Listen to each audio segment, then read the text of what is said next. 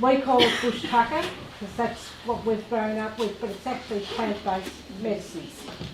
And we can go for a little walk out here soon, not in the rain, but I can start to show you some of the stuff. I've got books here that you can actually, you know, sort of have a bit of a look through. They're all natives, and also I would say introduced species, but where the hell were they introduced from is another thing, because they're all over the world, and so and we just don't recognise them as being plants. So that's that.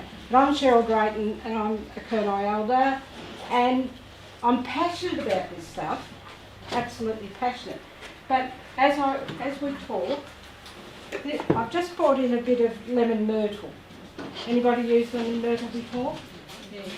I think there's a lot that you can do, and what we've been doing is distilling the oil out of the plant, and then putting that into a aerosol, a water aerosol, or a slab, all of that sort of stuff.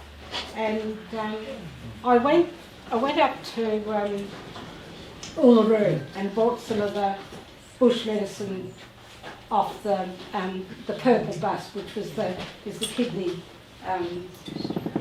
bus that Jack Thompson gets involved in. And so I go around to communities and they do the dialysis. And so I bought some from there, but I wasn't really impressed. No. But it was a slab for arthritis and aches and pains. Yes. But it didn't have anything in it. So when you smell our bush food down here, get you to pass them along, hang on, we'll do it this way.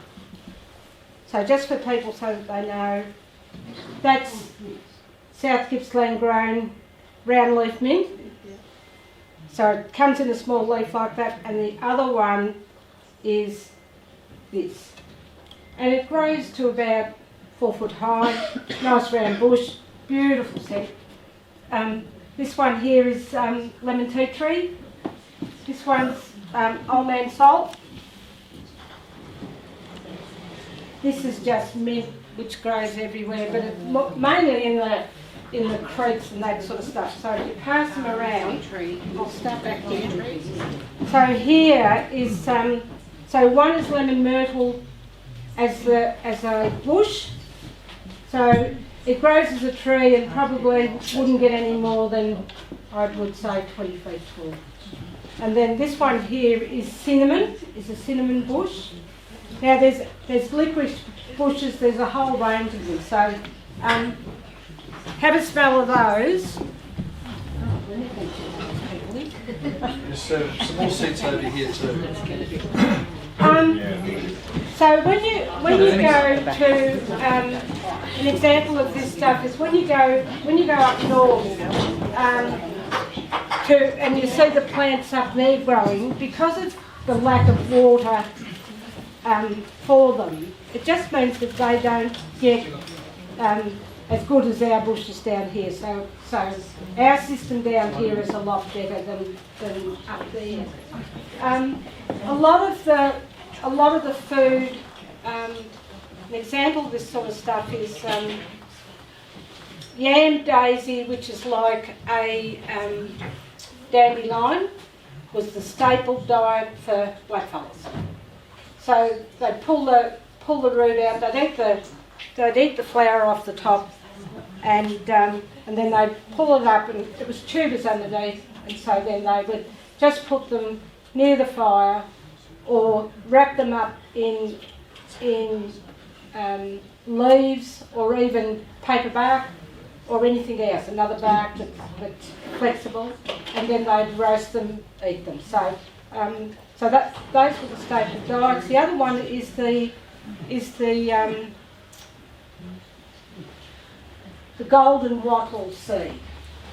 So the wattle seed was ground up and then it was made into, and you'd need to have, pardon me, you're right, you'd need to have a lot of seed to actually get anything out of it. So the quantity is one where you have to beat the animals to get it, because you share your lifestyle with these animals. So when the seasons are on, but it wasn't a lot of the most staple diet would have been the proteins, which were the meats, and the greens come after. I don't know, and I don't have. The other really good one, which is full of vitamin C, is the cherry ballard. And the cherry ballard tree is absolutely a humongous tree, but the actual the cherries that grow on that are like a no bigger than a, well, they get a little bit bigger than a you know, the needles, the pins, the knobs on the end of the pin. Well, it's a little bit bigger than that, but not much bigger than that. The other side of it all is it's full of vitamin C, and I suppose at the end of the day, look, you'd have to have a full tree if you were really hungry. You couldn't fill yourself up on it. So all of this stuff was eaten as delicacies, I suppose, to some degree. So the actual protein, the meat, the stuff, and then these were the other plant-based stuff that they ate. As we go, I'll just pass these around, and you can have a look just through these as I'm talking. That'll help you. Where can we get these from, Jill? They come from the Shire. So one's Casey, one's Bulgur, and one's South. Oh, the plants. I'll tell you about the plants in a minute, because you'll find yourself going over. But the other side of this is, this book here is full of the foraging stuff that people are still doing in America and everywhere else. So that includes dandelion, it includes plantain, and it just, you know, so it just goes on. But, anybody had dandelion tea? Yeah. Right, so you know all about it. So, you know, these are the sorts of things that you can put your hands on straight away. And none of these plants, because we're so used to, we're spoiled rotten. We eat stuff that tastes nice all the time with vegetables. When you come to this plant-based stuff, well, your system has to get used to it. So it's not like you're going to take it up straight away. You're going to have to, over a month, you'll have to, you know, make dandelion tea, chew on a bit of stuff. It's all of that stuff. So it's not like it's going to happen overnight. So don't get your hopes up. Because you may not ever get to really wanting to eat it again. So these books that are coming around have got all those sorts of things in it. But I think when you go through, East Gippsland's a lot drier than here. I think we're spoilt in the valley and at West Gippsland and South Gippsland, but down the other end it hasn't got the same. Some of those, the bush medicines down there are really, because of dryness, just don't exist. And so on some of the bush currant bushes, for example, here, you can eat them, but they're as sour as all get out. So again... Sorry, I was going to say, what about Kakadu plums? You can buy them, but you'll have to sample them. I was going to bring some, and I thought, well, you can't just, you can smell it and touch it, but you have to eat it to actually sample it. Now, when I went up to, just recently, I was up at Uluru, and we're going up one of the gorges, and there was a plum of some description growing there, and so at the end of the day I was just sort of grabbing it. But it was really very dry, not very tasty. And it's almost like eating sandpaper in some ways.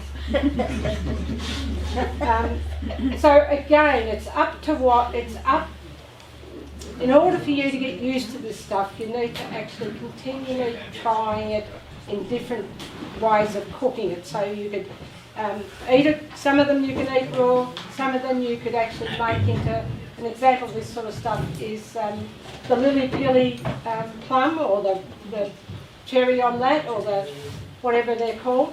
You can make them into jams, and a lot of those other ones that you're talking about, they're made into jams. Now I could have bought, if I'd known that you were this interested, I could have bought I would have loved to try the kakadu plum. well, I could have brought some of the sauces and the jams that they make out of those, the lemon or the lime plants, the kakadu plums, all of those things.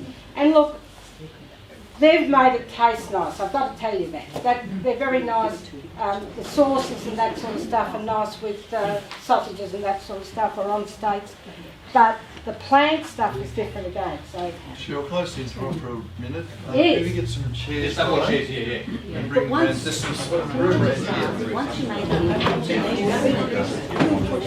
take away the goodness stuff. no, not really. You're adding sugar. You need to actually understand that the actual plot of land that you're going to prepare needs to replicate where these plants have come from. Because you can't just put them in a spot and hope that and you pay a fortune for them, so you don't want to be wasting your money on any of this stuff. And in fact, what I've done for me, this here grows Prolifically. that's it. So down at, I was recently down at down near Woodside and at McLaughlin's Beach. This stuff is growing wild down there. Now, did anybody taste the leaf? Very, very salty, very salty. And in actual fact, it's quite delicious just to even suck on as you're walking around the beach and that sort of stuff. I'm assuming, because I haven't cooked with it, I've just eaten it raw, but I'm assuming that you could actually dry it up and then use it as a parts of it in cooking, or just as a when you're barbecuing or cooking the meat, just as a bit on the top. So so that grows really easy. And so when I came back from down there, I bought a couple of sprigs. So if you're going to grow any of this stuff, you might try to experiment. So I put my it was a lot bigger than that and a lot thicker. I put that in the water in a glass bottle and a plastic bottle on my shelf, the window shelf. And so when I get that sun in the morning, I don't know what it does to it, but it obviously has the right temperature, and this thing has grown roots. Sorry, what was that one? This is the salt bush. It'll grow anywhere. It's a really hardy plant, and really when you think of it growing at the beach in sand with very little water except the salt water coming up when the tide rises, it's quite a hardy plant. The mint, the round leaf mint again needs to have a lot of water. It doesn't like dry conditions, and you really do need to keep it mulched. But if you can dig compost and prepare your ground before you start, I would do that, because it's really difficult, and they dry out in these pots so easy when you've got them in the pot. The other thing is, if you can get yourself some pig face, you can eat the pig face. You take the flour off it, and it flours pretty good all year round. You can just lift that off and then suck on the end of it and chew on it, and that's it. So, but there is so much bush tucker around. You just need to you need to identify the plant. So we have what they call a custard plant. It's a vine, and it grows a bell-shaped flower, and then it has this yellow, like a really tiny cucumber. So like the shape of a cucumber. And so again, not much bigger than my thumbnail. So you'd need a lot of those to actually get a feed. You know, that's why I was so thin in those days. So there's that. But so there's two lots. The wild elderberry bush. Anyone know that one? Yeah. Yeah. So that you can use that as well. That's quite a you know, it's good for cough mixtures and that sort of stuff. So, and if you want to continue to do this stuff, maybe you should all join a little group and bring along your skills and get them going, because it doesn't take much, and just try it as a group of people and share your own experiences together. So the other day I picked up some plantain from off the lawn, which is the one with the, not the one that you blow, but it's the tall thin one with a knob at the end of it with its seed on it, a creamy sort of a flower. And I've dried that and crushed it up as much as I can. I don't use a mortar or any of that sort of stuff, I use my hands. And I crushed it up and I've let it sit there for a while to dry out completely. So now my next stage to that is to get, I bought a bottle of gin, and so now I'll top those dried bits up, put it in a jar, put the gin on it and leave it for 6 weeks. Then at the end of that I'll come back to it, and then I'll take the gin off it. I won't drink it. Take that off it, and then I'll start to get some beeswax or some of the other waxes that you can buy from some of the warehouses around, quite cheap by the way. And then so then heat what juices have come out of that, and then put the beeswax and put it into, and get yourself some little jars and put it in that. The plantain is all about arthritis and all that sort of stuff. So for those people that have got sprains and that sort of stuff, that's good. The other good one is if you're, sorry, and I'll just, let me get this out. The other good one is bracken fern. If you've got mosquito bites, or you've got bull ant bites or bites of any description, the actual, and particularly the worst bite is the jumping jack, the little blue one, right? If you've got bracken, and if you can grow some bracken fern in a tub in your yard, the frong of that will absolutely take away that sting, because it hurts for a long time. It continues to sting until up to 20 minutes. I got stung recently. I thought, holy hell. You know, and lucky I was close to a bracken fern that I could do that. And so it took the sting out of it, but it was still coming back. And if I'd still had the bracken fern while I was driving, I would have been rubbing it on that. So bracken's another one that's really good for stings and that. Is that you're using the tip of that, where the softest part of that? Where Yeah. Listen, any part, as long as you can scrunch it up really tightly and rub it like hell on it, so that it gets just in getting there. the juice out of the. Yeah, breaking the plant up itself and rubbing it on. The other thing that we the sap out of some of the gums. So if you take the golden wattle, and I don't know whether you look that close, but you'll go along there and you'll see where he or she's bleeding, her sap. That you can chew and eat. It's good for the stomach, right? As it is. So, and you don't need a lot of that at all. It's quite, in fact, it's one of the nicer plants because it's not sour or anything like that. It's almost like eating a lolly. So that's one. The other thing is that the gum, the red gum or the red sap on some of these plants, and particularly things like, now I've got to remember, some of the peppermint trees, not the ashes, but the silver tops, what are they called? The silver... No, this is a gum tree, but we call it... Silver princess. No, we call it silver tops, but it's not that. It's a messmate. Yeah, they're a messmate tree. Now, the gum on that you can actually chew as well, and that's good for upset stomachs and that sort of stuff. So again, the other one is a lolly, really, like you'd be, you know, well, you could be wanting to have something sweet, you know, and you could pick that off and eat it and chew it, but the sap, the red sap, is all about settling the stomach and so on and so forth, so that's that. Now, I'll just stop and you can just ask now. I'll just stop and you can talk.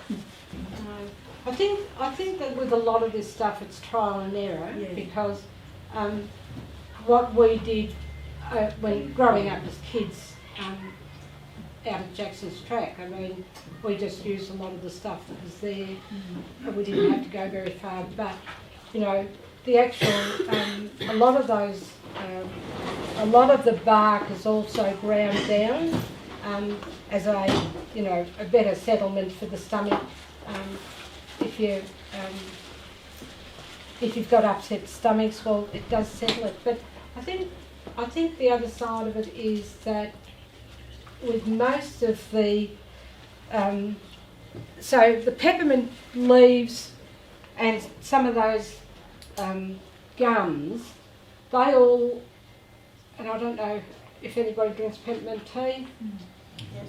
You know, if you've got a peppermint tree in the yard and at this time of the year the parrots are all nipping off the ends of it, if you bring it down and dry it, then, you know, once it gets to a certain stage of being dried, if you just run hot water over it and let it sit there, it'll make a tea quite easily. But it's a matter of trying it, as I say. You can't just, you know, there's no surety that you're going to like it, really. You just have to try these things to see whether. Before I go any further, so that you know, the kangaroo apple, which grows everywhere down this end, that was used as a contraception, so don't go bloody eating. No, I'm serious. Like, people think because it's red and it's edible that they can just woof into it. Well, no. But they do say for menopausal women, it's quite good just to eat, you know, one or two. Is there anything that's really dangerous, probably, that we need to know? I mean, we could probably try those things, but is there anything we really need to keep an eye out for that's... Any bush, for example, a bit like deadly nightshade, right? Yeah. You wouldn't eat that in a fit, but there are other, some of those currant bushes are, you know, they start off being green and then they go yellow, red, and then they turn black. Well, they're not nice, and so we go by the colour as well. So once it gets to the cherry bella, it goes green, yellow, and then red, and you can eat it. But the kangaroo apple starts off and does all its wonderful colours and then gets to the right colour. But I would be sampling it or looking it up. So there's nothing that's going to kill us? Like, I shouldn't think it. No, I don't think you'd eat enough of it. No, you probably wouldn't. To actually to make yourself sick. Yeah. It's not like you gorged yourself on something that was, you know, that you really I'm thinking love. kind of mushrooms, because there's certain ones that we need to keep an eye out for. I think I was just looking at this bird here. This is the other book that if you want, I've got this digital, right? And so if you want me to print you off a PDF sample of all of this stuff, I'm happy to be able to do that, but you'll have to give me some papers because paper's quite expensive, and so is it. Or if I can send it around. If I can give Rick the stick a stick and you get a copy off Rick or do whatever, I don't care. But this book is just full of, in fact, it blows your mind away because it's just absolutely, but it's all of the foraging foods that that we've got here in Australia. Is that the Australian version? No, she's an American. Yeah, apparently there's an Australian version now. Apparently, I haven't got it. Well, I think the Australian version would be the same as what's here because all of the stuff in this book grows here. So, she talks about thistles and she talks about mother's ear and she talks about Solomon's seal, which is, like all of the plants that we've got. If you look at this book, are plants that are used as medicines. And they could be just as, I don't know, who's got arthritis and what do you pay for your arthritis medication? Because again, a lot of this stuff is about aches and bones. But then the other side of that is that if you ate plant-based material, then that would lessen inflammation and a whole range of, and we're going down another track now, but it's all of that stuff that you need to actually educate yourself on because it's quite important because inflammation is the start of all diseases, unfortunately. But that's here, so yeah. What else can you say? In the a lot of those, there's lots of river mint. They're all different varieties of river mint. Some are used just as part of if you wanted to do aerosols, you could just boil them up and tip the water off and use them in a spray. The smell of those are quite nice and it's not expensive by any stretch of the imagination. It's just a matter of finding them. But as far as bush medicine goes, the actual an example of this stuff too is that if you eat the tree ferns or Fiddlesticks. yes, so you can eat them. You can eat the spiny mat rushes, which is the grasses. They've got a seed on that. Same thing, it takes a long time to actually eat it, but it tastes like almond, so you just cut because it's a prickly head, cut it off and then just thrash it and the seed will fall out of it. And you can just ground that up and use it as a paste on, and try it like that. It's, relatively easy. If you go to a creek and you probably could find some delicacies like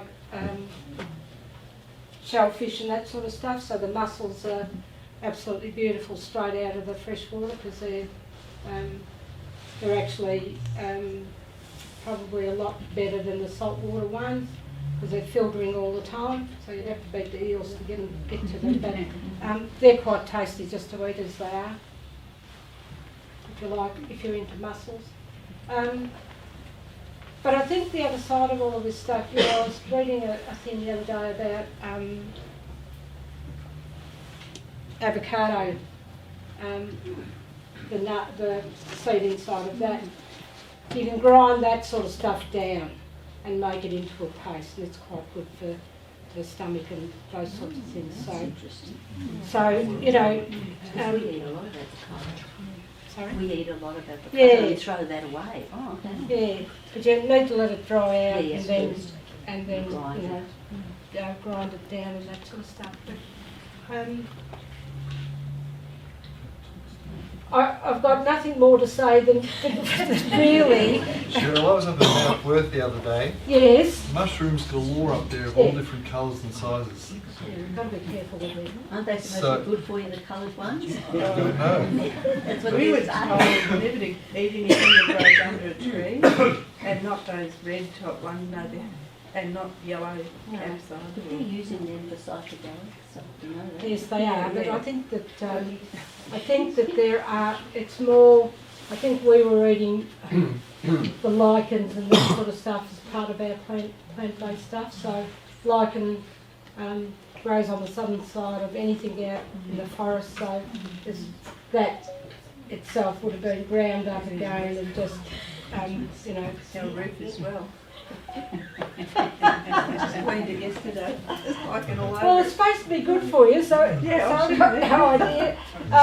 So that's the lichen stuff. But the mushrooms, I think that there probably are some that we would have eaten, but not a lot of them, I don't think.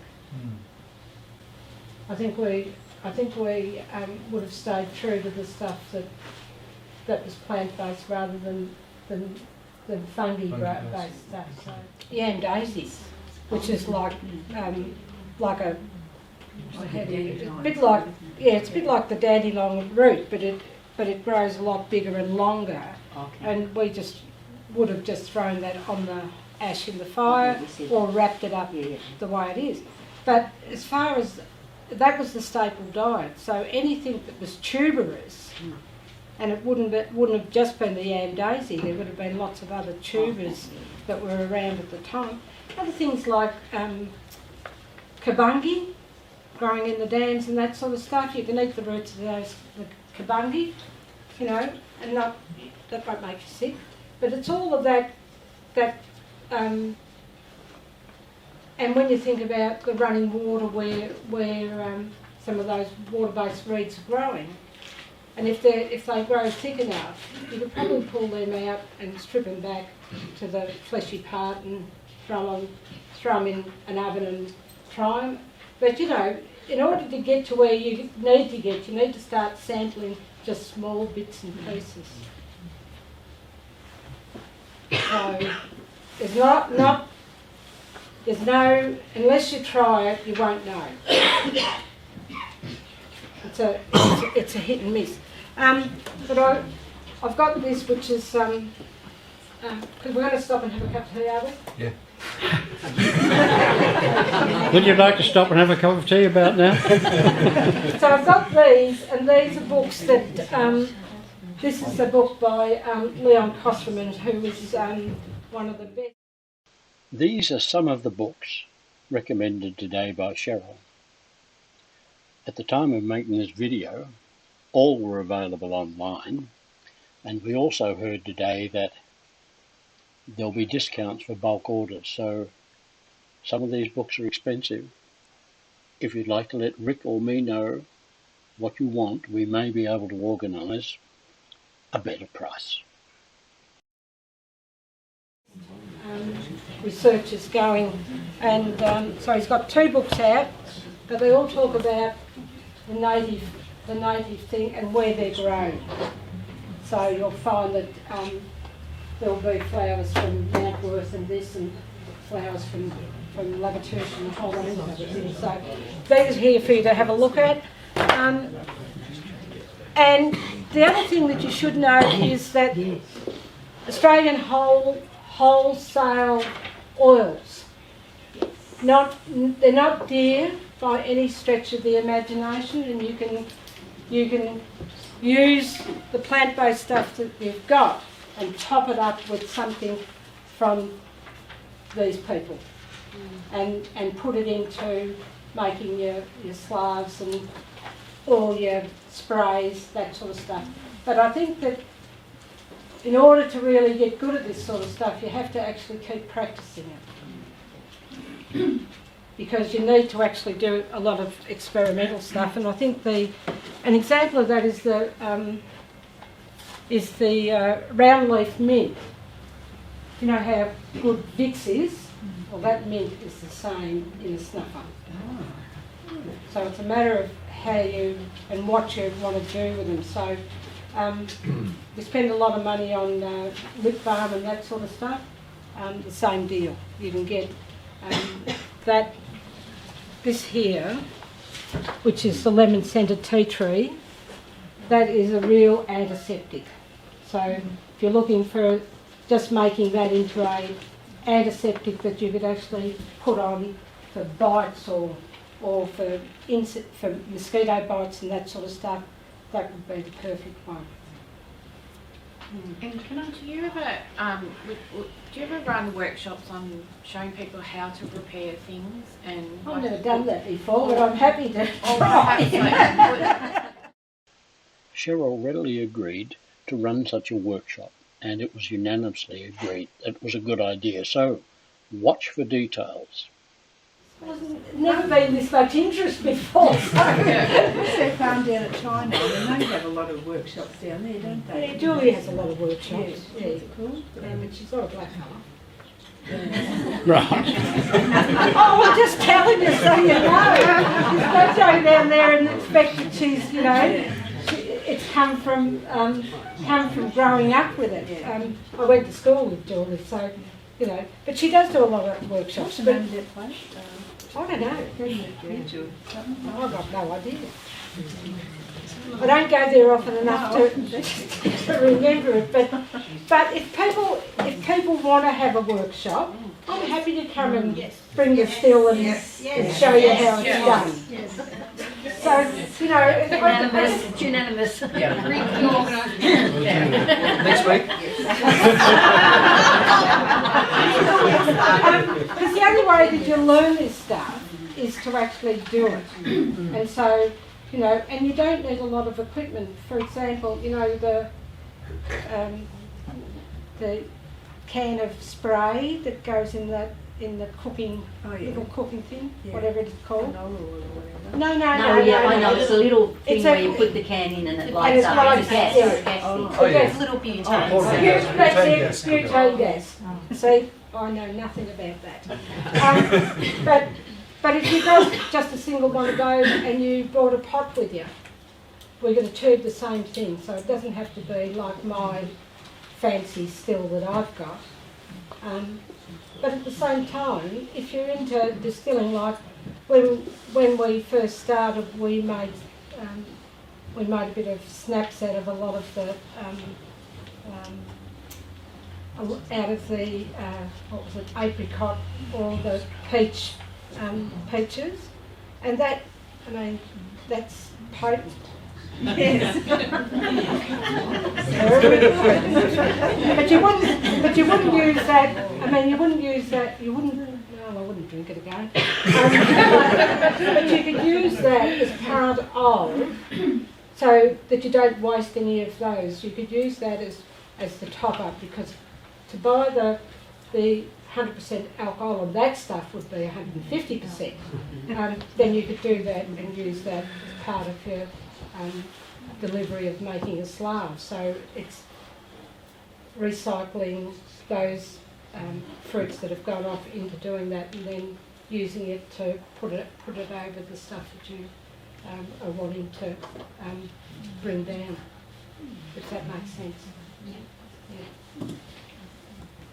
Sorry, could you please clarify that word slab?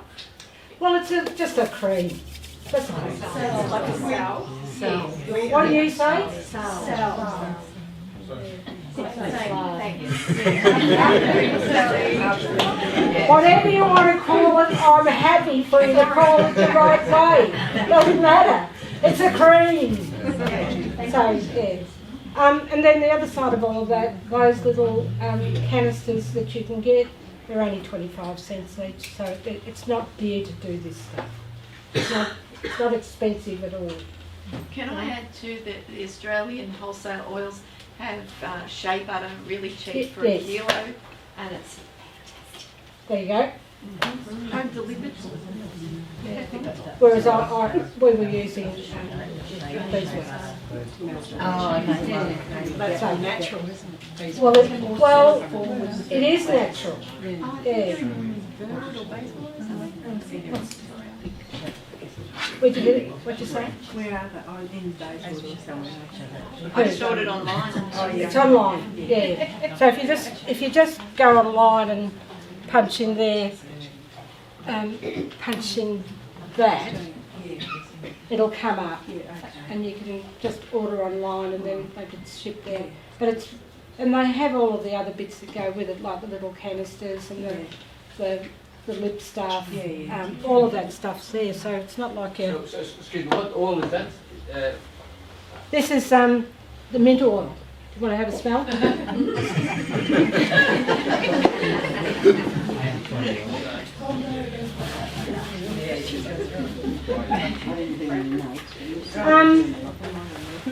I think that's about it, and I think the only way that you're going to learn really is by looking at books. This, as I say, if I was to get a copy of this to Rick, and you all went to Rick that Rick could send it on to you for printing, whatever, however, I think you'll find that this stuff is just, the stuff that's in here is just absolutely fantastic. Can you buy the book?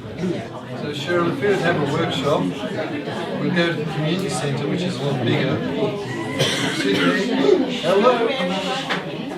If we do have a workshop, would you advise us to bring those little butane cookers so we can all practice and make enough room so we have our own little chemistry set, and you can advise us? No, but I think you do. I think you do need to. You need to have a fiddle because you won't know unless you're doing it. It's no good me showing you. I can talk to you about it and give you some advice, but you have to physically hands-on do this stuff, and that's the only way you learn, by experimental stuff. You might put too much in one, and you say, well, I'll stuff that up. I'll come back and try it with less. So it's trial and error in a lot of ways, and it isn't until you get the actual quantity of the essence of it all, whether it be how much plant-based stuff do we put in versus what do we extract the oils out of it with alcohol or whatever. It's all of that. So if you want to do this stuff, we have to start educating ourselves as to what we can do and can't do, I think. And a deserving gift of skincare for a great presentation. Thank you, Cheryl.